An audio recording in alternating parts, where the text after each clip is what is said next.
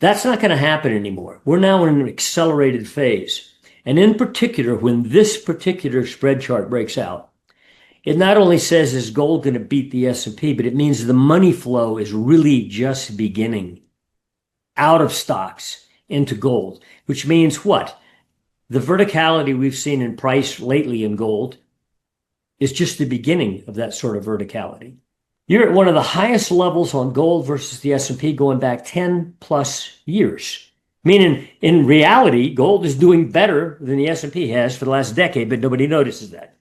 But if you close credibly over that green line, which is now 1, 2, 3, 4-point trend structure, that is a massive relative performance breakout by gold versus S&P.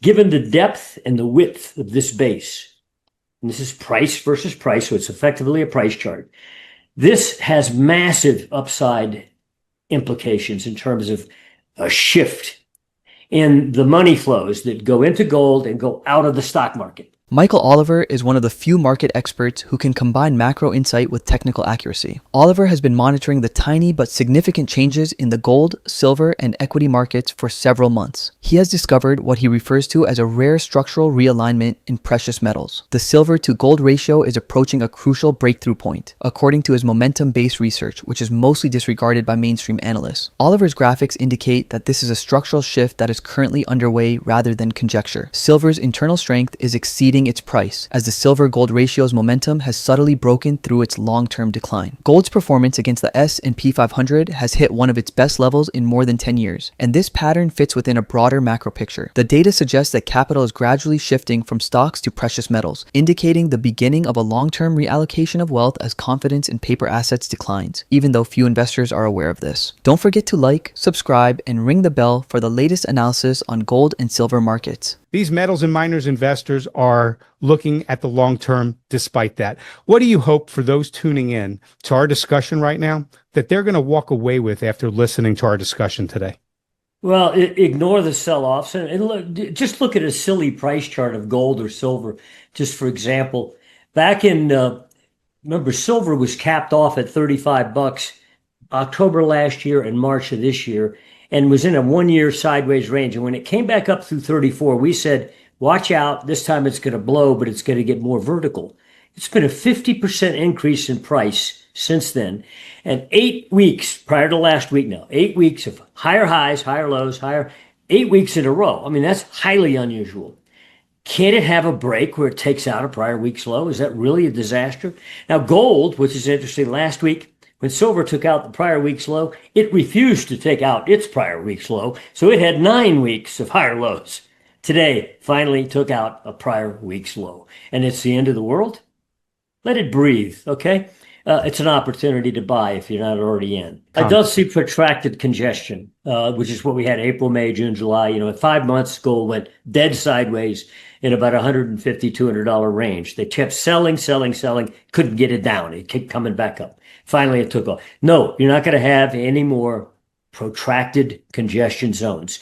You can have sharp sell-offs from time to time, and maybe somewhere in the middle of the next 6 months, you're going to have a pullback that actually involves a month, not just a week, okay? But right now, we're not at that point.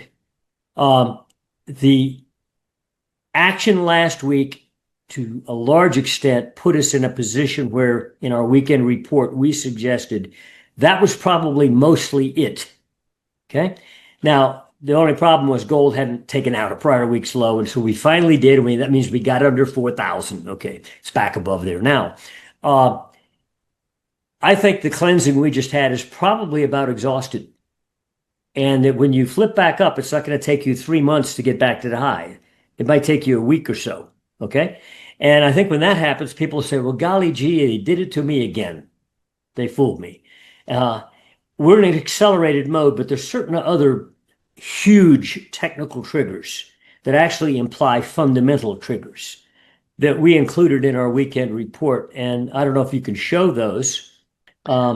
Keep talking and I'll look for that. Okay. On page 1, we had a technical situation. Yeah, here we go. Spread chart. There you go. Now, what this chart shows, if you can get even closer to it, it'd be good. If not, what it shows is gold going back to about 2013, plotted in its percent relationship to the S&P 500. Okay. The biggest bull market out there right now. U.S. market is the bubble. No other market in the world matches what we've done. Okay. Since 2009 low. But anyway, gold is in decline since its 2011 peak in price, but also relative to the S&P. It kept coming down, and here we start in 2013. And in 2015, late in 2015, gold made its price low, under 1,050. Well, that's when the spread dropped down to about 50%, that first sharp low you see there. And then you rallied up, okay, and you got distributed into, back down again, lost more ground versus the S&P, got down around 40% of the price of the S&P, then shot up again to that plus 60 level, got bagged again, back down to 40%, and then based for a couple years. And we broke out of that base early this year and ran up again where? To the green line that was developing as a structure. And sure enough, in April, when gold paused, as you noted, when we went sideways for multiple months, the spread backed off a bit, meaning gold lost some ground versus the S&P. And then when the recent reassertion of price back out above that 3,500 price level also drove the spread back up. Now, this spread reading you're looking at there was as of Friday. And it's probably backed off a little bit as of today. But at the end of this month is when we plot that final reading. Now, if you're at 60% or higher, and right now we were about 61 as of Friday, and was gold divided into the S&P, it's 61% of the price.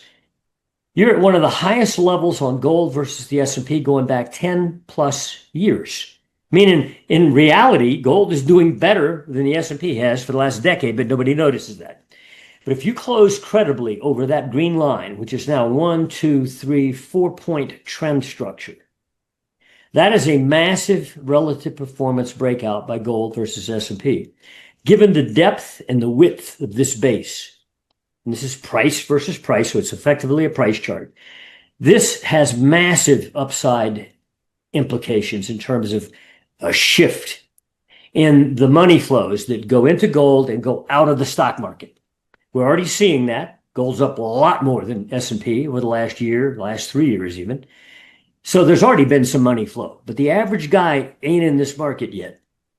And when this thing breaks out, we bet a couple things. One, gold's going to vastly outperform S&P going forward, probably for several years. It's going to be quite dynamic when it first comes out of here. It'll be like a whoosh effect.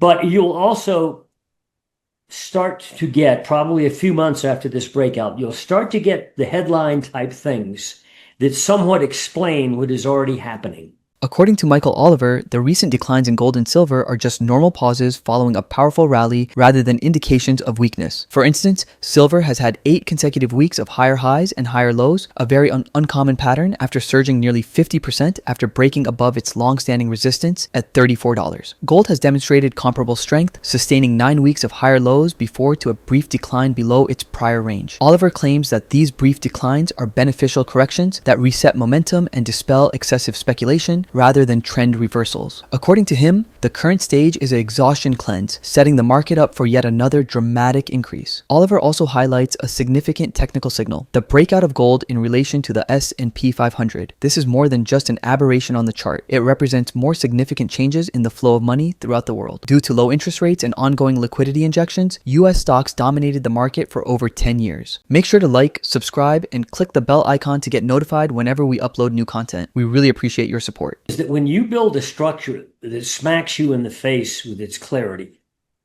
like a spread structure or a momentum structure, not so much price. Price is often illusory because that's what everybody sees.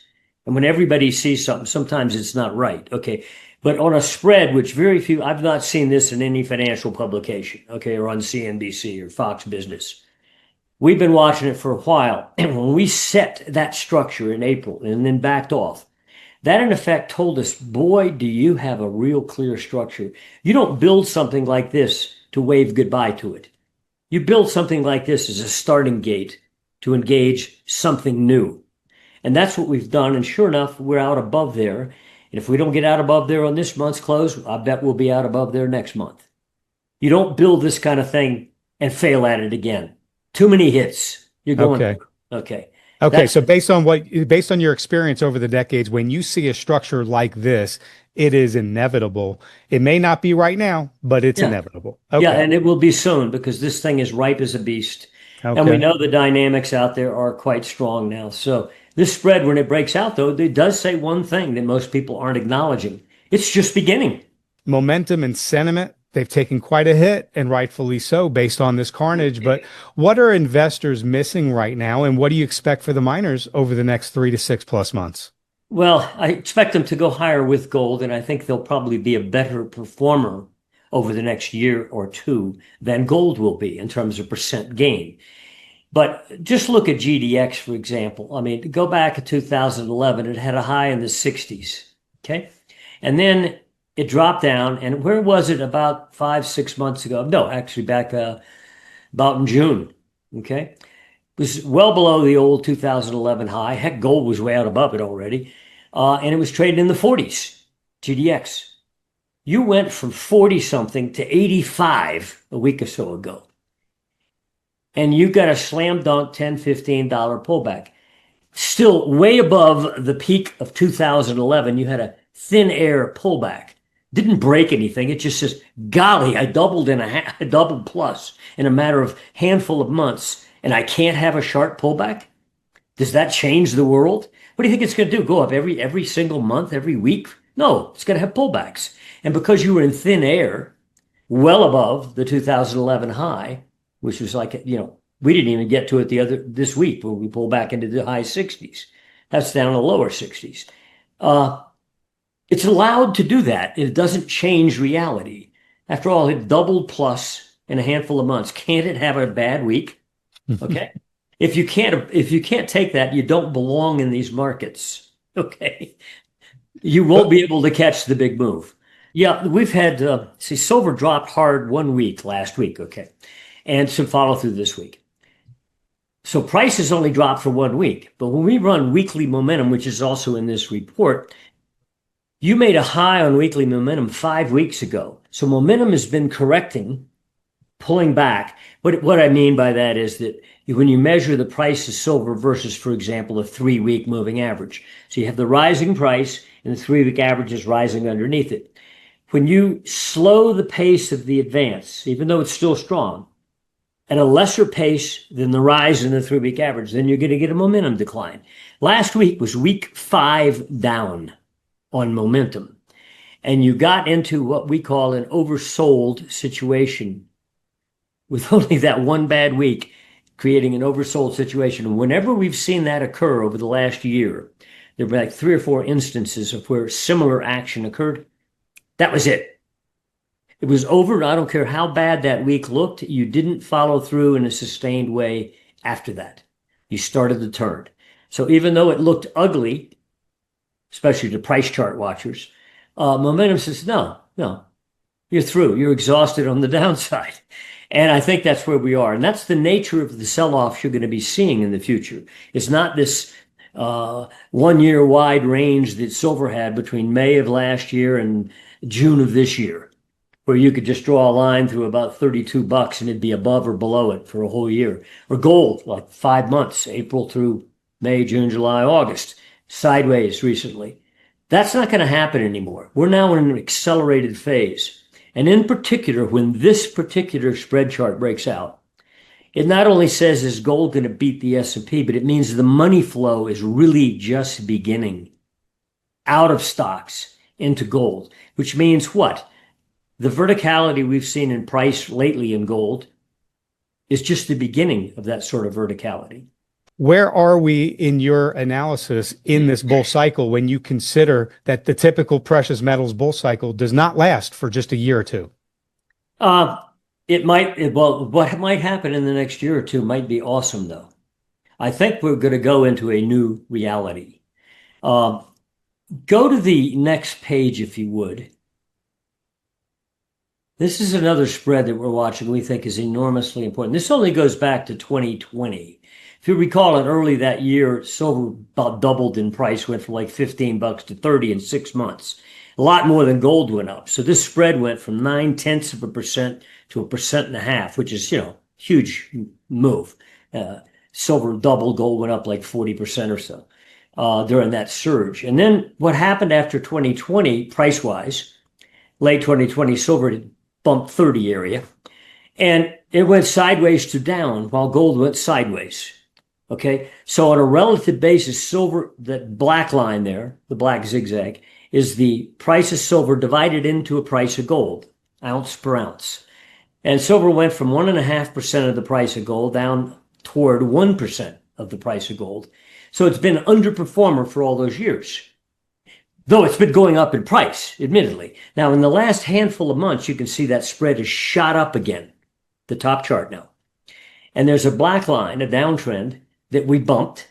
And this month, we're backing off from it. So we've got a 3-point trend line there to focus on going forward. The main takeaway from Michael Oliver's comments is that the structure that is developing in the gold and silver markets is not coincidental, and when such a distinct technical setup emerges, it nearly invariably results in a significant breakout. He clarifies that although the majority of investors are fixated on price charts, these can frequently be deceptive as everyone observes the identical trends. He claims that analyzing momentum and spread structures, subtle linkages between assets that few people notice, is the source of true understanding. According to Oliver, a significant capital rotation money shifting from equities to precious metals begins with the gold market's breakout in relation to the S&P 500. This is a structural change that could alter markets for years to come. It is not a transient phenomena. He points out that short-term declines in gold and silver are merely a pause following significant rises. He also talks about the silver to gold ratio, pointing out that although silver has been trailing gold for a while, it is starting to catch up. This ratio is already gaining speed, indicating that silver may soon surpass gold. He refers to this situation as ripe, suggesting that both precious metals are about to begin an accelerated phase, which might result in sharp and quick gains. Oliver's message to investors is straightforward. The groundwork is being set for a significant, protracted bull market in precious metals. According to the momentum structures he monitors, gold and silver are about to have big breakouts that could result in strong rallies. He contends that short-term volatility shouldn't overshadow the larger picture, which is the start of a significant capital movement away from stocks and toward hard assets. Thanks for watching. If you like this video, give it a thumbs up, subscribe, and turn on post notifications so you never miss an update.